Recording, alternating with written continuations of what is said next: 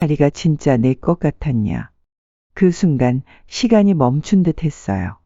수백 개의 카메라가 일제히 고개를 돌리고 기자들의 숨조차 멎은 회의실 한복판에 누군가의 그림자가 드리워졌죠. 황기찬은 마이크를 쥔 채 얼어붙었고 그 그림자의 정체를 알아챈 일부 임원들은 자리에서 천천히 일어났어요. 그 목소리는 분명 오랫동안 자취를 감췄던 요주의 인물의 것이었어요. 그리고 그 낮고 묵직한 울림은 회의실 바닥을 뚫고 심장을 내려앉게 만들었죠. 야망의 눈이 먼 황기찬이 모든 것을 빼앗기고 강재인이 다시 회복되는 이야기를 시작하겠습니다. 구독과 좋아요를 눌러주시면 제가 영상을 만드는데 큰 힘이 됩니다. 은호의 범인이 자수했지만 아무것도 못하는 제인은 가방 하나 없이 새벽 강가를 향했어요. 말 없이 무표정으로 강가에 서서 한참을 바라보다가 천천히 강물 속으로 들어갔죠. 발목까지 차오른 물은 차가웠지만 아무런 감각도 느껴지지 않았어요.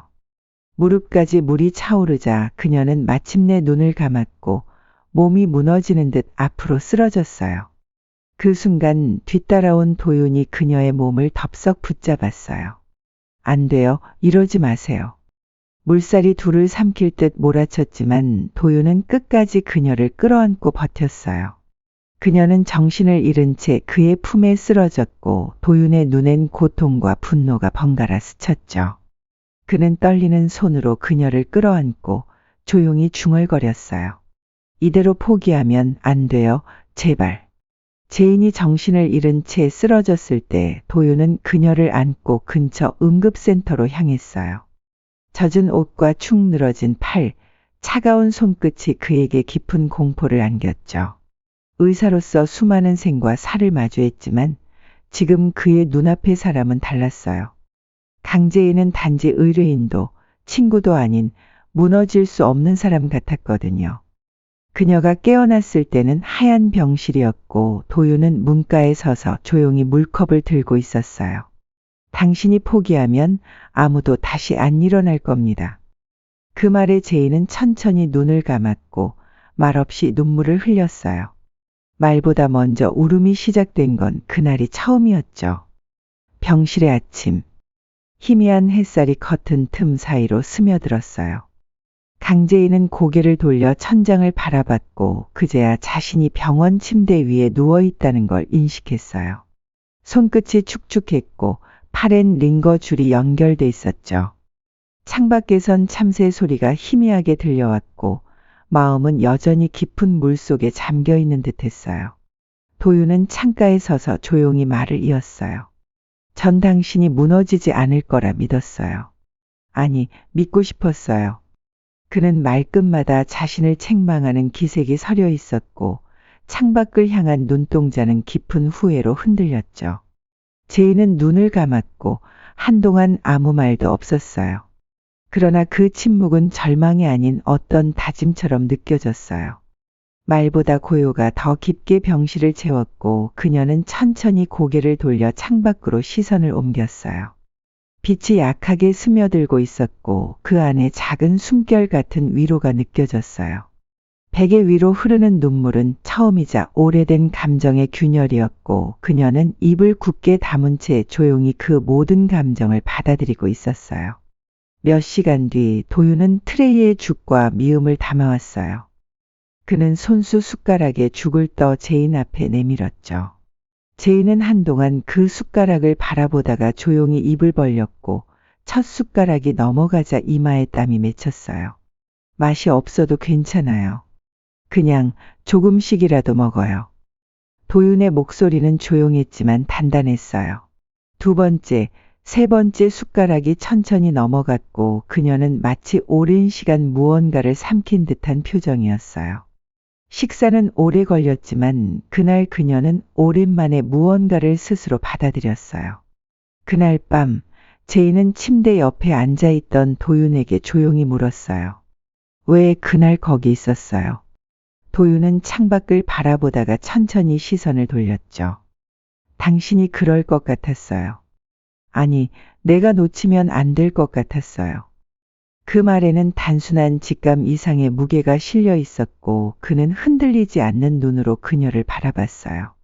제이는 그 눈빛을 피하지 못했고 더 이상 묻지 않았어요. 그날의 물살처럼 그의 말은 묵직하게 가슴 속을 밀고 들어왔어요. 병실 조명은 낮게 빛났고 두 사람은 말없이 밤을 함께 보냈어요. 제이는 천장을 바라보다 어느새 천천히 눈을 감았고 도윤은 그녀의 옆자리를 지키며 말없이 창밖을 응시했죠. 바람이 살짝 창틀을 흔들고 커튼이 흐느적이며 흘렀어요. 그날 밤의 병실은 너무도 조용했지만 그 고요 속에 어떤 변화의 시작이 숨쉬고 있었어요. 도윤은 작게 중얼거렸어요. 이제부터 시작이에요. 당신을 지킬 거예요. 이튿날 아침, 제이는 침대에 앉아 창문을 바라봤어요. 회색 하늘 아래 나뭇가지들이 흔들리고 있었고 낯설게 느껴진 세상에 그녀는 한동안 숨을 참았죠. 도윤은 조용히 들어와 커튼을 젖히며 말했어요. 오늘은 날씨가 조금 따뜻해요. 햇빛도 들어오고 있어요. 그는 그녀의 눈높이에서 고개를 맞대고 다시 말했죠. 당신이 원하면 다시 밖으로 나갈 수 있어요. 내가 함께 할게요. 그 말은 가볍지 않았고 그녀의 망설임을 오래 품은 말이었어요. 제이는 작게 끄덕였고 그게 그녀의 첫 결정이었어요. 점심 무렵 도윤은 휠체어 대신 천천히 걷게 해보자고 했어요. 제이는 처음엔 거절했지만 끝내 그의 손을 잡고 병실 복도를 따라 발을 내디뎠죠. 복도엔 햇살이 길게 드리워졌고 그 틈을 따라 그녀는 한 걸음씩 걸었어요.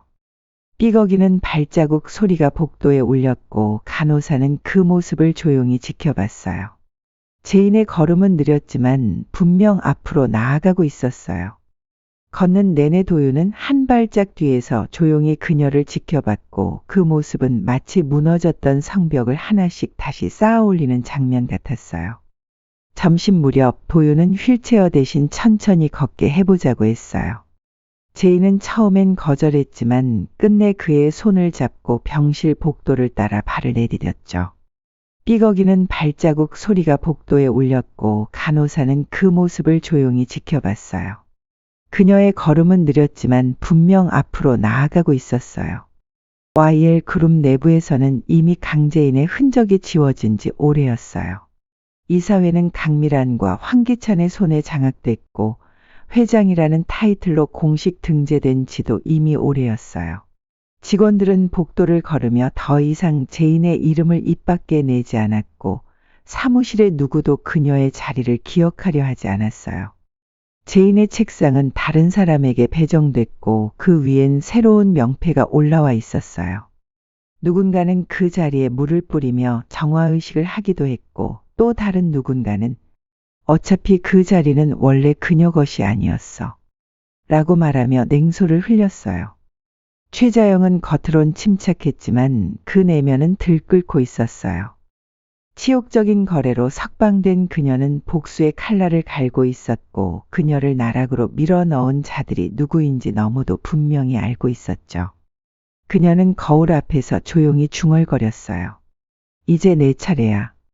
다시 만난 임원진들. 최자영은 비밀리에 YL그룹 전현직 임원들과 접촉하기 시작했어요. 회장실에서 나왔을 땐 웃고 있는 얼굴들이었지만 그녀가 다가가면 숨을 죽였어요. 그녀는 서류 봉투를 책상 위에 올려두며 말했어요. 당신들도 이용당한 거예요. 아직 기회는 있어요. 이 문서 안에 그 증거가 있어요. 황기찬은 내부 정보망을 통해 최자영의 움직임을 감지했어요. 측근은 조용히 보고했죠. 최자영이 움직입니다. 회사 사람들과 접촉 중입니다. 회의 녹취 일부도 돌고 있습니다. 그 순간 황기찬의 이마에 작은 주름이 생겼어요. 그 여자를 너무 빨리 풀어준 것 같군. 지금부터는 내가 직접 나설 차례야. 황기찬은 의도적으로 최자영에게 접근했어요.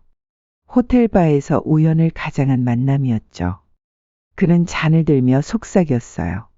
자영 씨, 우리가 함께할 수 있는 기회는 아직 있어요. 괜한 오해로 끝장내지 말죠. 당신도 더럽혀질 수 있어요. 그의 말에 자영은 미소 지었지만 눈은 웃고 있지 않았어요. 끝내는 건 내가 해요. 당신이 아니에요. 위기감을 느낀 황기찬은 곧장 강미란을 불러 회의실에 앉혔어요. 그는 조용히 말했어요. 우릴 흔들 자가 나타났어요. 지금은 당신이 더 필요해요. 우린 같이 가야 해요. 강미란은 무표정한 얼굴로 고개를 끄덕였지만 속으로는 다시 계산기를 두드리고 있었어요. 그녀는 단호히 말했어요. 대신 내 몫은 2배로 주셔야죠. 황기찬은 비밀 계좌를 통해 거액의 자금을 빼돌리기 시작했어요. 사모펀드, 페이퍼 컴퍼니, 그리고 해외 자산. 그 모든 자금 흐름은 치밀하게 가려졌고 강미란의 손길이 닿은 계약서들이 이를 뒷받침했어요. 그들은 함께 무기처럼 쓰일 자산을 만들어가고 있었어요. 이상한 자금 흐름을 감지한 몇몇 직원들은 조용히 소문을 흘리기 시작했어요. 그리고 그 소문은 최자영의 귀에까지 도달했어요. 그녀는 책상 위에 서류를 펼치며 중얼거렸어요. 이 정도면 충분해. 지금은 바로 지금이야. 칼은 다시 들어갈 곳을 찾아야 하니까. 최자영은 직접 증거 일부를 확보하고 경찰에 고발장을 제출했어요. 금융감독원에도 접수서를 넣었고 언론에는 제보 문건이 흘러갔어요. 그녀는 마지막으로 서명을 하며 중얼거렸어요. 이제 시작이에요. 끝이 아니에요. 모두가 끝났다고 생각한 바로 그 지점에서 다시 시작하는 거예요. 황기찬은 이미 그 상황을 예측하고 있었어요. 증거는 조작된 것으로 처리됐고 언론은 오히려 최자영의 이력을 문제 삼으며 보복성 제보로 몰아세웠어요. 기자회견장에 선 그녀는 아무 말도 하지 못했죠. 마이크 앞에서 입을 떼지 못한 채 조롱 섞인 카메라 플래시의 시야가 흔들렸어요. 그녀는 떨리는 손으로 물컵을 집었지만 그 안에 물조차 삼킬 수 없었어요. 제인의 앞으로 발신인이 적혀있지 않은 문자가 도착했어요. 그 문자에는 엄마를 살리고 싶으면 더 이상 도전하지 마 라고 써 있었어요. 결국 제인은 황기찬 측의 각서를 쓰게 되었어요. 어떠한 형태로도 YL 그룹의 경영권에 도전하지 않겠다. 서명을 마친 그녀는 문을 나서며 조용히 입술을 깨물었어요. 그것은 굴복이 아니라 시간을 벌기 위한 침묵이었어요. 그녀는 마지막으로 어머니의 손을 꼭 잡으며 속삭였어요. 조금만 더 기다려주세요. 반드시 되돌릴게요. 제인은 모든 걸 정리한 뒤 어머니와 함께 시골로 내려갔어요. 화려했던 도시의 기억은 먼지처럼 떨어졌고 낡은 창틀 사이로 스며드는 햇살 아래에서 어머니는 말없이 누워 있었어요. 화병으로 자주 숨을 헐떡였고 제인은 하루 종일 그녀의 곁을 지켰어요. 하루하루가 단조로웠지만 그녀에게는 이 시간이 필요했어요. 바깥 세상에서 받은 상처를 깊은 밤마다 다시 덮어야 했거든요. 자신을 위로할 새벽도 미래를 그릴 여백도 없는 날들이 이어지고 있었어요. 그러던 어느 날 제인 앞으로 한 통의 편지가 도착했어요. 겉봉엔 정기 주주총회 안내문이었지만 그 안엔 손글씨로 적힌 쪽지가 하나 더 있었어요. 제인아, 무슨 일이 있어도 그날 꼭 와야 해. 익숙한 필체는 아니었지만 이례적인 문장에 제인은 무언가 석연치 않음을 느꼈어요. 왜 굳이 이 말을 썼을까? 그냥 공지라면 이렇게까지 적을 필요는 없었을 텐데. 손끝이 편지를 움켜쥐었고 가슴 한켠에 오래 묻어뒀던 불안이 물처럼 퍼졌어요. 하지만 제인은 고개를 저었어요. 각서를 떠올렸고 마음은 얼어붙었어요. 난 이미 도전하지 않겠다고 했어요. 가면 안 되는 거예요. 그녀는 다시 우편물을 접어 서랍에 넣었고 아무 일 없던 듯 어머니의 찬물을 갈았어요. 그 순간조차 마음 한켠은 뒤척이고 있었어요. 그녀의 두 손은 차를 따르면서도 떨리고 있었고 눈길은 어느새 창밖을 향하고 있었죠. 마음은 이미 흔들리기 시작했어요. 며칠 뒤 제인의 핸드폰이 울렸어요. 화면에는 도윤의 이름이 떴고 제인은 한참을 망설이다 전화를 받았어요. 그의 목소리는 다급했어요. 제인 씨, 이번 주주총회엔 꼭 가셔야 돼요. 큰일이 벌어질 겁니다. 전화기 너머로 들려오는 그의 숨소리마저 떨리고 있었어요. 그저 형식적인 요청이 아니라 절박함이 느껴졌어요. 그녀는 무언가 감춰진 진실이 있다는 예감을 떨칠 수 없었어요. 제인은 낮은 목소리로 말했어요.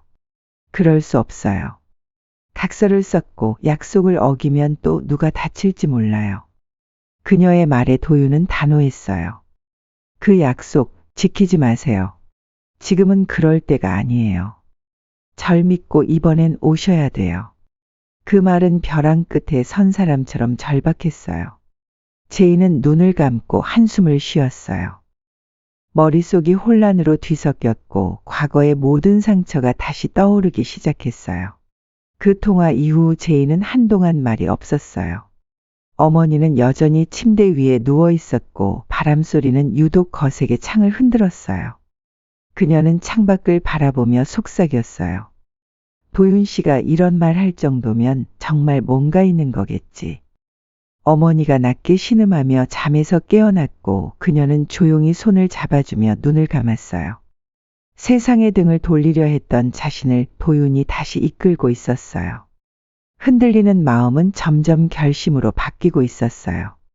그녀는 책상 서랍 깊숙이 넣어둔 강규철과 함께 찍은 사진을 꺼내봤어요. 이미 먼지가 수북했지만 그 속의 웃음은 선명했어요. 이젠 나도 나를 되찾아야겠죠. 더는 도망치지 않을래요. 사진 속의 남자는 이제 이 세상에 없다고 믿었지만 그때의 자신은 살아있었어요. 그 웃음을 되찾고 싶다는 갈망이 아주 천천히 그녀 안에서 피어나고 있었어요. 제인은 짐을 싸기 시작했어요. 검정색 수트를 꺼내고 구두에 광을 내며 말했어요. 끝까지 안 가려 했는데 이번엔 내가 갈 차례예요. 그들이 내 이름을 기억하도록 만들 거예요. 그녀는 거울 앞에 섰고 초췌했던 얼굴에 화장을 하며 자신을 다잡았어요. 거울 속 그녀는 다시 싸울 준비가 되어 있었어요. 강재인이라는 이름을 그 회의장에 울려 퍼지게 만들 거야. 어머니의 침대 곁에 짧은 메모를 남기고 조용히 문을 나섰어요. 엄마, 며칠만 다녀올게요. 이번엔 다시는 지지 않을게요. 그녀는 시골역에서 버스를 탔고 긴 도로를 따라 도심으로 향했어요. 차창 밖 풍경은 어느새 낯설게 느껴졌고 손에 쥔 초대장을 다시 한번 들여다봤어요. 제인아, 무슨 일이 있어도 그날 꼭 와야 해. 그 문장이 자꾸만 머릿속에 맴돌았어요. 마치 누군가의 마지막 부탁 같았어요.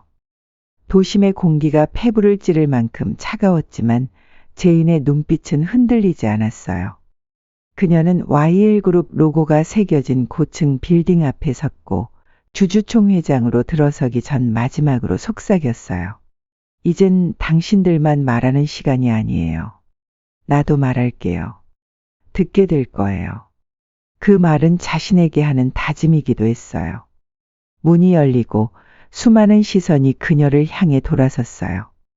강재인의 귀환은 그렇게 시작되고 있었어요. 제인이 회의장 복도를 따라 걷는 순간 강미란이 다급하게 다가왔어요. 그녀의 얼굴에는 억누르지 못한 분노와 당혹이 서려 있었고 목소리는 날카롭게 갈라졌어요. 여기가 어딘 줄 알고 기어들어와. 각서 썼으면 꺼져야 할 거 아냐. 순간 제인이 말없이 강미란을 밀쳐내자 두 사람 사이엔 팽팽한 긴장감이 흘렀어요. 몸이 서로 부딪히며 핸드백이 바닥에 떨어졌고 안에서 쏟아진 종이들이 회의장 복도에 흩어졌어요. 한동안 멍하니 바라보던 사람들 사이로 경호원이 다가왔고 그들은 제인을 억지로 막아섰어요. 바로 그때 회의장 안쪽에서 황기찬이 천천히 걸어 나왔어요.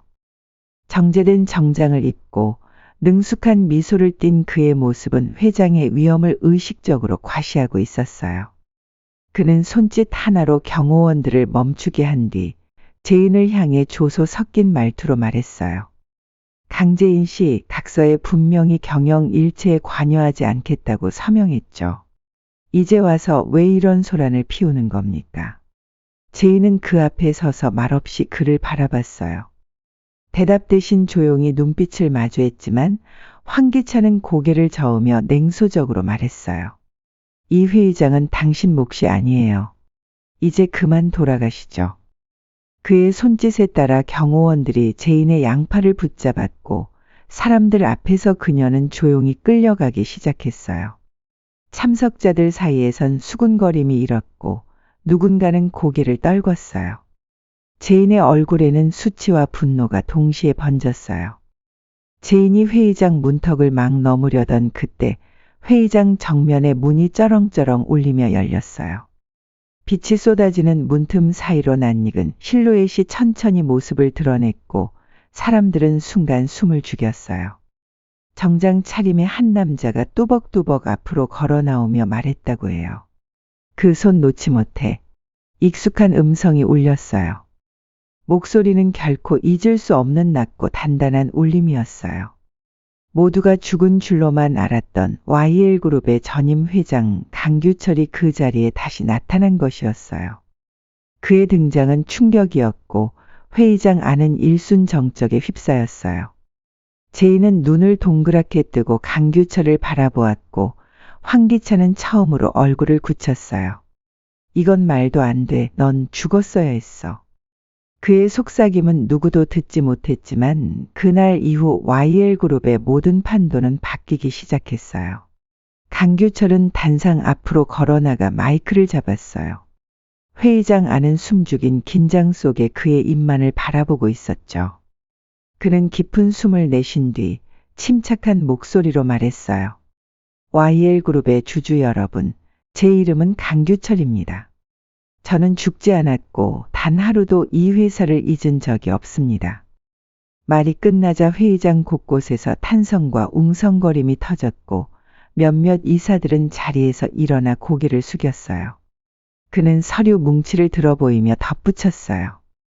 이 안에는 황기찬과 강미란의 불법 비자금 조성 내역 각종 내부 로비와 위법 행위의 증거가 담겨 있습니다.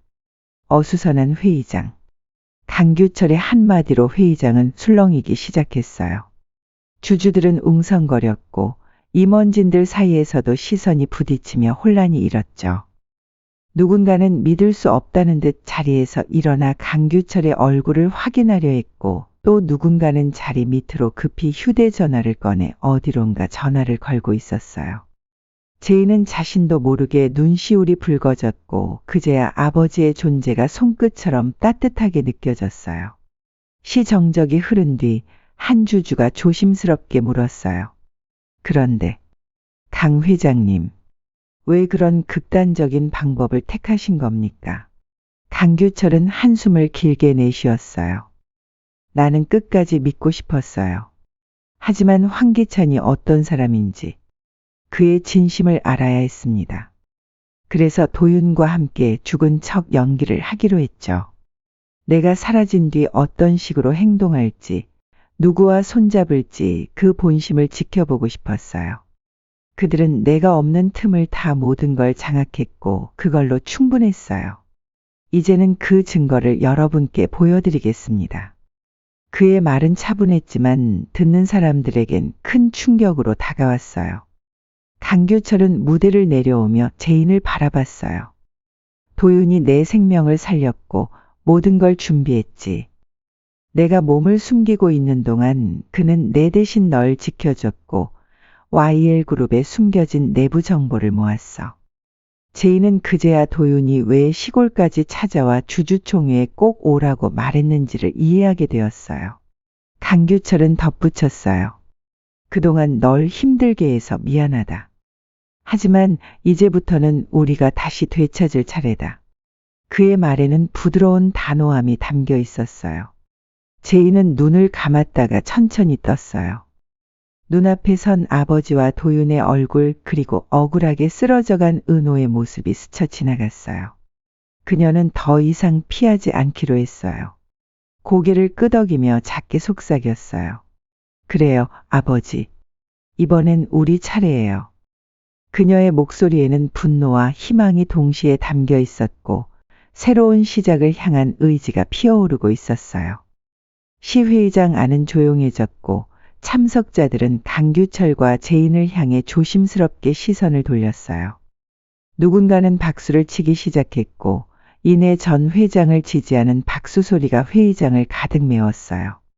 강미라는 뒷걸음질 쳤고 황기찬은 두 눈을 질끈 감았어요. 무언가가 완전히 끝나가고 있음을 그는 직감했어요.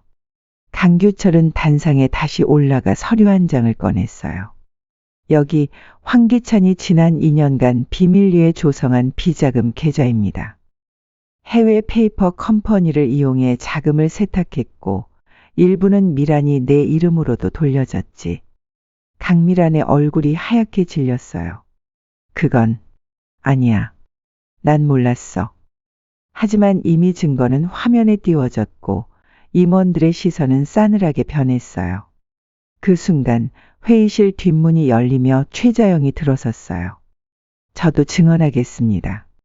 저는 이들의 거래 현장 녹음 파일을 갖고 있습니다.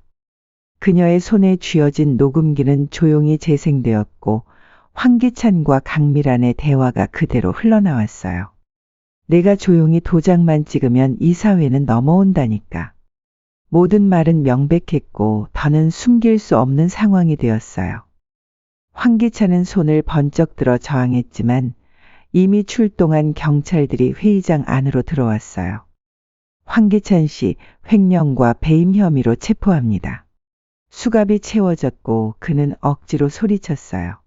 이건 조작이야. 날 이렇게 만들 순 없어. 하지만 누구도 그의 외침에 귀 기울이지 않았어요. 회의장은 차가운 정적에 잠겼고 강미란 역시 고개를 떨군 채 침묵했어요. 회의가 다시 열렸고 강규철은 회장석에 천천히 앉았어요. 오늘부터 YL그룹은 다시 시작합니다. 정직함과 책임 그리고 정의로 회사를 이끌겠습니다. 주주들과 직원들은 고개를 끄덕였고 일부는 눈물을 흘리며 박수를 쳤어요. 제인은 아버지 옆에 조용히 서 있었고 그 손을 살며시 잡았어요. 재판정에서는 황기찬과 강미란에 대한 선고가 내려졌어요. 판사는 단호한 목소리로 말했어요. 황기찬에게는 특정 경제범죄 가중처벌 등에 관한 법률 위반으로 징역 12년을 선고합니다. 강미란에게는 징역 5년을 선고합니다. 강미란은 법정에서 눈물을 흘렸고 황기찬은 마지막까지 억울함을 외쳤지만 누구도 그를 동정하지 않았어요. 제인은 방청석에서 조용히 지켜봤고 긴 시간이 지나 마침내 진실이 정의를 이긴 순간이었어요. 법정을 나서는 제인의 눈빛은 단단했어요. 수많은 날을 불안과 분노 속에서 버텨온 그녀는 이제 진정한 해방 앞에 서 있었죠. 도윤이 다가와 조용히 말했어요. 여기까지 오느라 고생 많았어요. 제인은 작게 웃으며 고개를 끄덕였어요. 이제 진짜 우리 길을 찾을 수 있을 것 같아요. 그녀는 하늘을 올려다봤고 맑게 갠 하늘처럼 마음도 한결 가벼워졌어요. 그 순간 그녀는 조용히 결심했어요. 이제 내가 YL을 지켜야 해. YL그룹의 본사 회의실에는 다시 평온한 질서가 자리 잡기 시작했어요. 강규철은 임원진들과 회의를 열고 지난 기간 동안의 부정을 바로잡기 위한 개편안을 내놓았어요. 과거는 정리됐습니다. 이제 우리 앞에 놓인 건 미래뿐입니다. 그의 단호한 말에 모두 고개를 끄덕였고 제인은 아버지 옆에 앉아 조용히 메모를 시작했어요. 그녀도 이제 YL의 한 축으로 다시 자리를 잡고 있었어요. 며칠 뒤 YL의 마당에 작은 봄 축제가 열렸어요. 직원들과 가족들이 웃으며 음식을 나누고 아이들은 공을 차며 뛰어놀았어요. 제인은 한참을 그 모습을 바라보다가 도윤에게 다가가 손을 잡았어요. 우리 진짜 끝까지 잘해봐요. 도윤은 말없이 웃었고 두 사람은 함께 천천히 걸었어요. 먼 길을 돌아왔지만 결국 이곳에서 다시 시작할 수 있었어요. 그렇게 YL에는 진짜 봄이 찾아오고 있었어요.